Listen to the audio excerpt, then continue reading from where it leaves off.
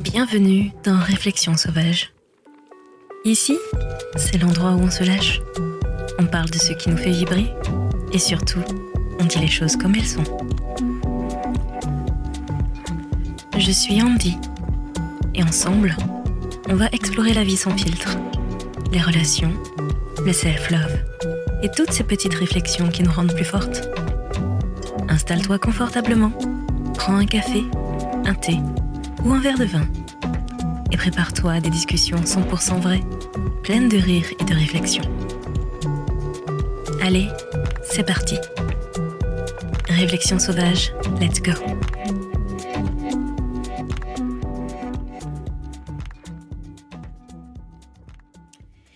Épisode hors série. Mamie est sur TikTok, Mathéo est en PLS quand les réseaux sociaux mélangent les générations. Il y a un hors-série qui me trotte dans la tête depuis un petit moment déjà.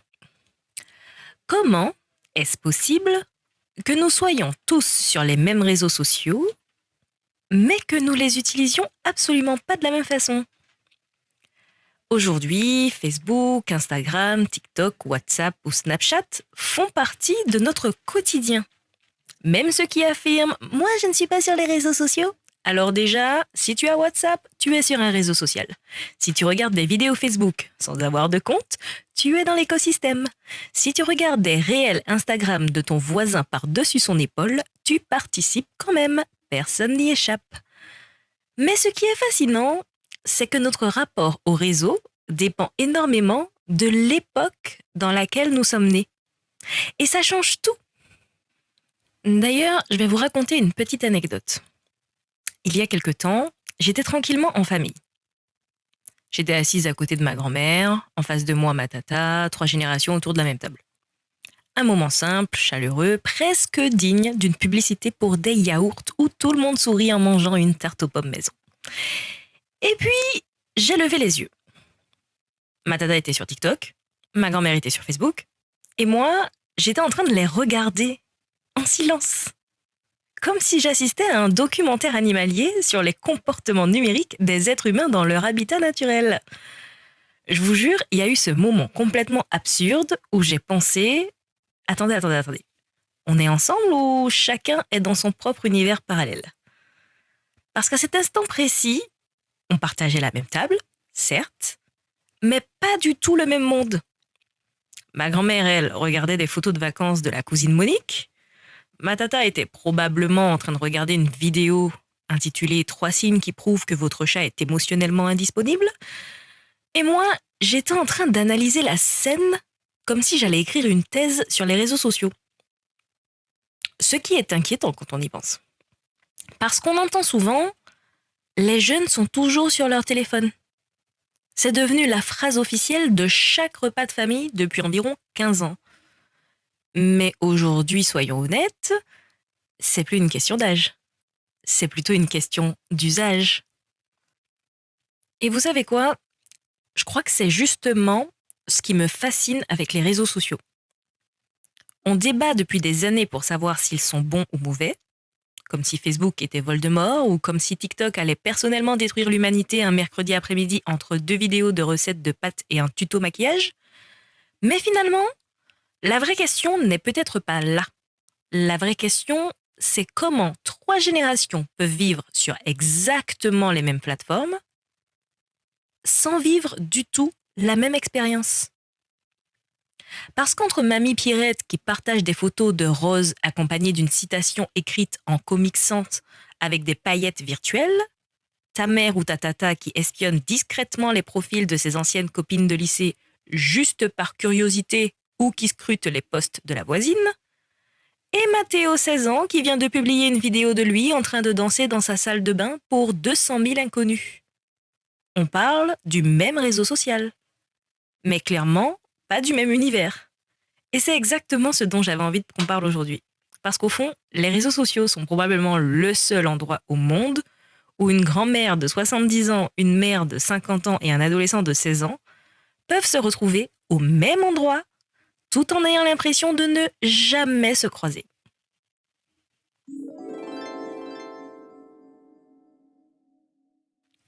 Mais entrons plutôt dans le cœur du sujet. Plus j'y réfléchis, plus je me dis que les réseaux sociaux sont devenus une sorte de gigantesque immeuble. On habite tous à la même adresse, mais on ne vit pas du tout dans le même appartement.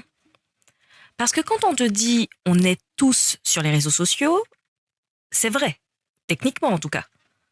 Mais dans la réalité, on ne voit pas du tout les mêmes choses. On ne les utilise pas pour les mêmes raisons et surtout, on n'a pas du tout la même conscience de ce qu'il s'y passe. Prenons Mamie Pierrette. Pour elle, Facebook, c'est un peu devenu la place du village version numérique. C'est l'endroit où elle prend des nouvelles, où elle voit grandir les enfants, où elle retrouve une ancienne collègue de travail qu'elle n'avait pas revue depuis 1983, où elle partage une photo de son rosier qui a enfin fleuri après 3 mois de bataille contre les escargots. Et honnêtement, je trouve ça adorable. Le problème, c'est que Mamie Pierrette ne réalise pas toujours qu'elle est sur Internet. Le vrai Internet. Celui où tout le monde peut voir, celui où un commentaire reste et est vu par tous. Et non, ce n'est surtout pas là qu'il faut demander à sa petite fille comment s'est passé son rendez-vous de ce matin chez le kiné. C'est aussi celui où une photo circule. Pour elle, elle est simplement en train de discuter, comme elle le ferait au marché, sauf qu'au marché, quand elle raconte une histoire embarrassante sur son petit-fils, il n'y a généralement pas 300 personnes qui peuvent la partager. Et puis, il y a la génération de nos parents. La génération la plus fascinante à observer selon moi. Parce qu'ils ont connu les deux mondes. Le monde sans réseaux sociaux et le monde avec. Ils ont connu l'époque où il fallait attendre 24 photos développées pour découvrir que tout le monde avait les yeux fermés sur les vacances. Et aujourd'hui, ils peuvent poster 50 stories en une journée. Et cette génération a parfois une relation très particulière au réseau. Parce qu'elle s'en méfie énormément tout en passant 3 heures dessus. C'est quand même extraordinaire. D'ailleurs, je crois que c'est la seule génération capable de dire « Moi, les réseaux sociaux, ça ne m'intéresse pas », tout en connaissant exactement la nouvelle voiture de l'ex-mari de la voisine. Comment ? Mystère, personne ne sait, mais eux, ils savent. D'ailleurs, je me souviens d'une fois où ma grand-mère m'a appelée complètement paniquée parce qu'elle avait cassé Facebook. Après 10 minutes d'enquête, on s'est rendu compte qu'elle avait simplement réduit la taille de son écran et oublié de faire la mise à jour. J'ai rarement vu quelqu'un aussi soulagé de découvrir que Facebook était toujours vivant. Et puis, il y a les plus jeunes. Parlons d'eux, les fameux enfants du numérique, ceux qui sont nés dans un monde où Internet existait déjà. Pour eux, publier du contenu, c'est pas quelque chose d'extraordinaire. C'est normal. Filmer son repas, normal. Partager son avis, normal. Créer une vidéo, encore plus normal. Recevoir l'avis de parfaits inconnus, totalement normal. Et c'est là qu'on réalise à quel point les générations ont grandi avec des repères totalement différents. Parce que pour certains, être vu par 100 000 personnes serait un cauchemar absolu. Pour d'autres, c'est juste un mardi. Et pourtant, malgré toutes ces différences, il y a quelque chose qui rapproche tout le monde. Une grand-mère, une mère, une tata, un adolescent, un étudiant, un patron, un influenceur. Nous sommes tous tombés dans le même piège. Le fameux « je regarde juste 5 minutes ». Personne dans l'histoire de l'humanité n'a jamais regardé TikTok 5 minutes. Personne. C'est scientifiquement impossible. Tu ouvres l'application à 20h14, tu relèves la tête, il est 23h47. Tu connais désormais la recette des cinnamon rolls, l'histoire de l'Empire romain, 3 théories complotistes sur les pigeons et les 10 signes qui prouvent que ton chien est secrètement manipulateur. Mais tu ne sais toujours pas pourquoi tu avais pris ton téléphone à la base. Et c'est là que je trouve le sujet passionnant. Parce qu'on parle souvent du temps passé sur les réseaux, mais beaucoup moins de l'impact des petites interactions. Un like, un commentaire, un partage, une réaction, ça paraît ridicule. Minuscule, presque invisible. Et pourtant, combien de fois une simple publication nous a fait sourire ? Combien de fois une vidéo nous a remonté le moral ? Combien de fois un commentaire nous est resté en tête pendant des jours ? Parce qu'on a tendance à oublier une chose. Les réseaux sociaux sont virtuels, certes. Mais les émotions, elles sont bien réelles. Et parfois, j'ai l'impression que certaines générations l'ont mieux compris que d'autres. Mamie Pierrette va écrire un commentaire maladroit sans imaginer une seule seconde qu'il puisse blesser quelqu'un. Parce que dans sa tête, elle est gentille. Mathéo, lui, va parfois laisser un commentaire sarcastique parce que tout le monde le fait, sans forcément réaliser qu'il parle à une vraie personne. Et finalement, c'est peut-être ça le point commun entre toutes les générations. On sous-estime tous le poids de notre présence en ligne. Parce qu'un réseau social, c'est pas juste une application, on est d'accord. C'est devenu un lieu de vie. On y travaille, on y apprend, on y tombe amoureux, on s'y compare, on s'y dispute, on y trouve parfois des amis, et parfois même des gens qu'on aurait préféré ne jamais retrouver. Mais ça, c'est encore un autre épisode.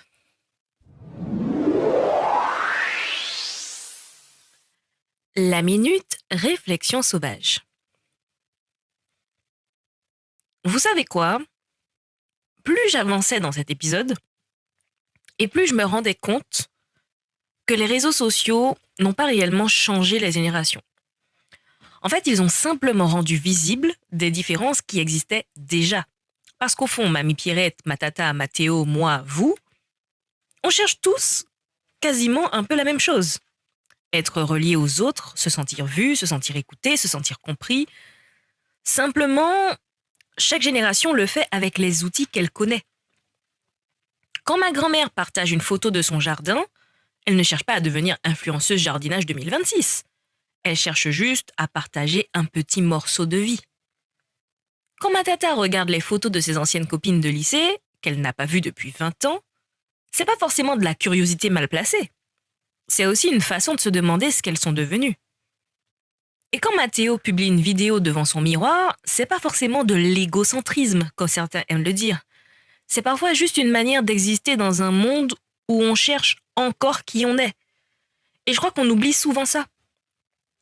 Derrière chaque écran, il y a rarement de mauvaises intentions. Il y a surtout des humains qui essaient de créer du lien, des humains qui cherchent leur place, des humains qui ont envie de rire, des humains qui ont envie d'apprendre, de partager, d'être rassurés, d'être aimés parfois aussi. Parce que finalement, les réseaux sociaux n'ont pas inventé nos besoins, ils les ont juste mis sous une énorme loupe. Et parfois, cette loupe grossit aussi les fragilités. Parce qu'il faut bien le reconnaître, aucune génération n'est totalement à l'abri. Les plus jeunes peuvent se comparer à des vies qui n'existent pas vraiment. Les parents peuvent tomber dans la surinformation permanente ou la fausse information, voire désinformation du coup. Et les plus âgés peuvent parfois croire à tout ce qui passe sur leur écran parce que personne ne leur a appris à faire autrement. Et je trouve ça assez injuste quand on passe notre temps à se moquer les uns des autres. Les jeunes se moquent des boomers, les boomers se moquent des jeunes, les parents se moquent de tout le monde, et pendant ce temps-là, on est tous en train de scroller sur le même canapé. Parce que la vérité, c'est qu'on est beaucoup plus semblables qu'on ne le pense. On a simplement des habitudes différentes, des références différentes, des codes différents, mais au fond, on est tous là à chercher exactement la même chose. Une connexion, une émotion, une distraction. Ou parfois simplement quelqu'un qui nous comprend après une journée compliquée. Et je crois que c'est là que se cache la vraie question. C'est pas de savoir si les réseaux sociaux sont bons ou mauvais. C'est même pas de savoir quelle génération les utilise le mieux. La vraie question, c'est est-ce qu'on contrôle encore nos réseaux? Ou est-ce qu'on les laisse parfois contrôler une partie de notre attention, de notre temps, de nos émotions, de notre vie? Parce qu'un téléphone ne remplacera jamais un fou rire autour d'une table. Aucun like ne remplacera un câlin. Aucun commentaire ne remplacera une vraie conversation. Et pourtant, les réseaux peuvent aussi rapprocher une grand-mère de sa petite fille, permettre à une famille de rester en contact, créer des rencontres incroyables, faire découvrir de nouvelles passions. Comme souvent dans la vie, c'est pas l'outil qui compte, c'est la manière dont on s'en sert. Alors peut-être qu'au lieu de se demander quelle génération utilise mal les réseaux sociaux, on devrait simplement se demander comment les utiliser sans oublier de vivre ce qu'il se passe à côté, ce qu'il se passe de l'autre côté de l'écran même. Parce qu'à la fin de la journée, ce ne sont pas les notifications dont on se souvient. Ce sont les moments, les vrais, les souvenirs, Ceux où personne n'a pensé à prendre une photo, justement.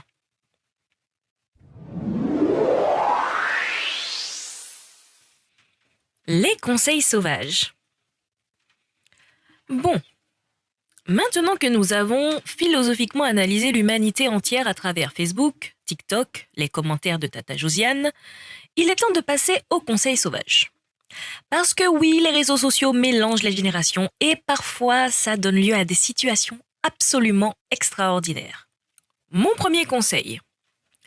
Si mamie vous répond à une story Instagram avec 36 emojis, 3 gifs de chat qui danse et un message vocal de 2 minutes qu'elle a envoyé par erreur, ne paniquez pas. C'est pas du cyberharcèlement, c'est de l'amour. Version génération Facebook.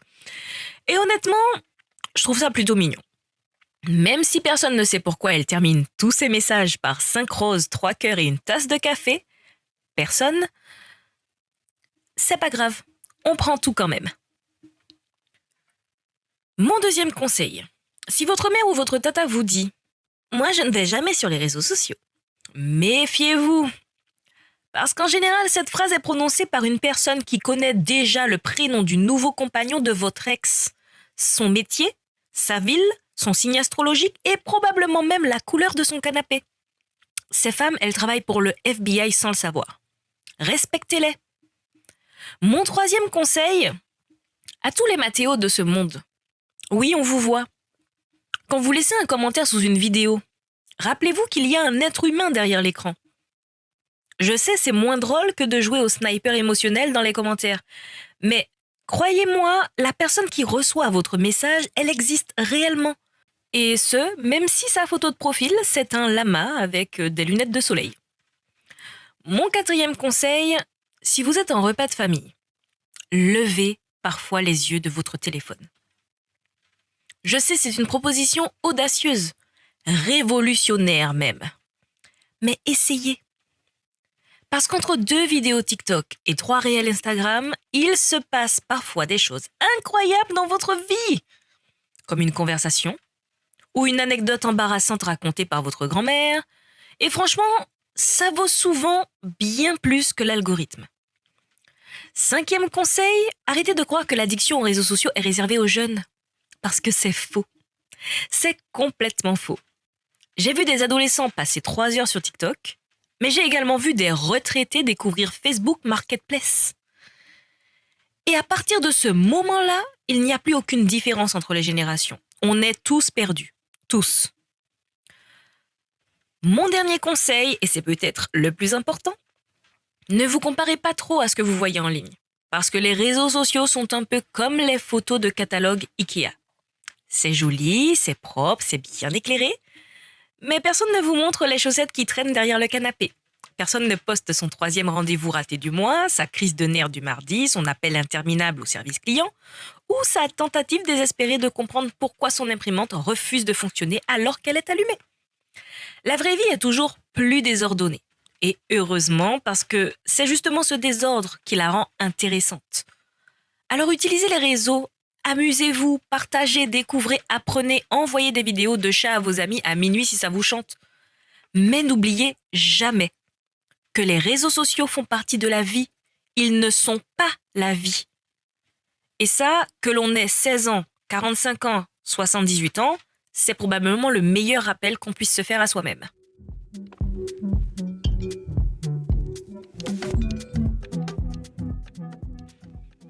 Finalement, plus j'y pense, plus je trouve que les réseaux sociaux sont un peu comme les repas de famille.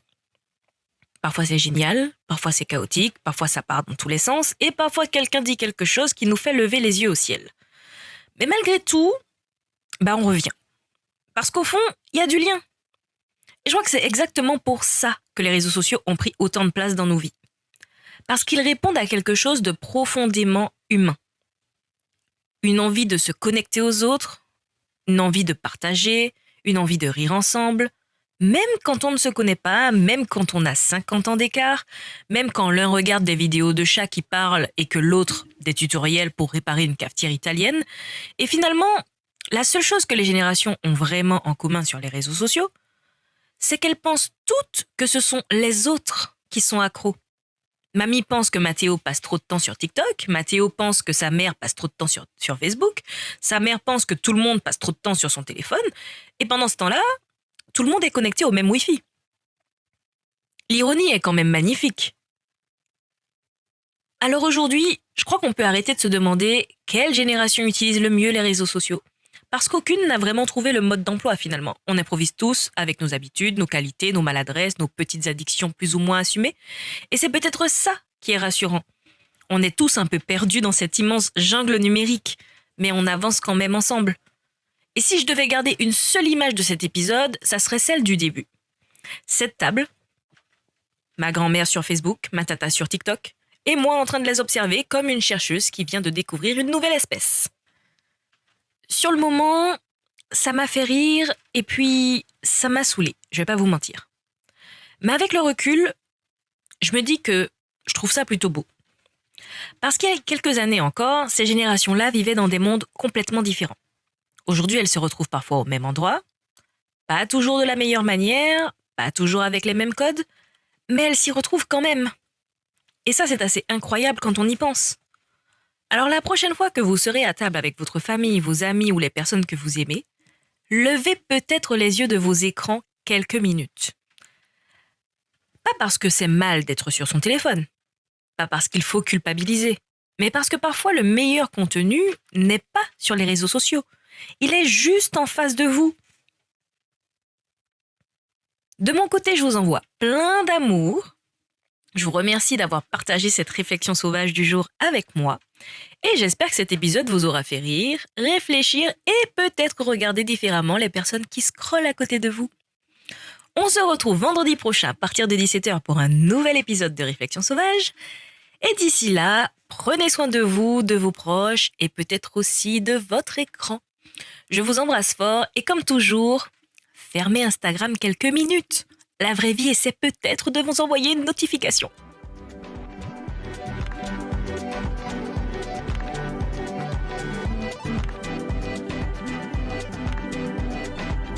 Et voilà, c'est tout pour cet épisode de Réflexion sauvage. J'espère que ça t'a fait sourire, réfléchir et peut-être même un peu bousculer. Si tu as aimé, n'hésite pas à partager avec une amie, laisser un petit avis ou tout simplement en parler autour de toi. On se retrouve très vite pour une nouvelle dose de réflexion, de rire et d'authenticité. D'ici là, n'oublie pas, reste sauvage, reste vrai et surtout prends soin de toi.